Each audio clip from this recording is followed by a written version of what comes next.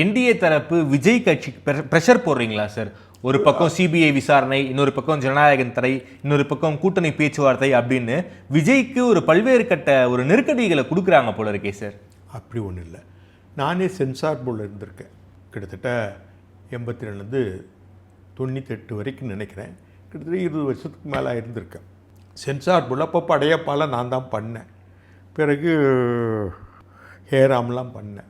அப்படிலாம் ப்ரெஷர் கொடுக்க மாட்டாங்க சென்சார் போர்டில். மத்திய சர்க்கார்லேருந்து ப்ரெஷர் கொடுக்க மாட்டேன். இத்தனைக்கு அமைச்சர் எல் முருகன் தான் இருக்கார். அது என்னென்ன நடந்ததுன்னு அவருக்கு தெரியல. இத்தனைக்கு ராஜாங்க அமைச்சர் அந்த துறைக்கு அவருக்கும் ஒன்றும் தெரியல. அதே மாதிரி சிபிஐ பண்ணுறாங்கன்னா அதே மாதிரி உங்களுக்கு தெரியும் அதிமுகலையும் நேற்று அந்த முதலமைச்சர் மகனு கூட அனுப்பியிருக்காங்க.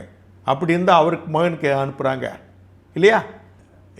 எடப்பாடி பழனிசாமியுடைய முன்னாள் முதலமைச்சருடைய மகனு கூட அனுப்பியிருக்கிறாங்க.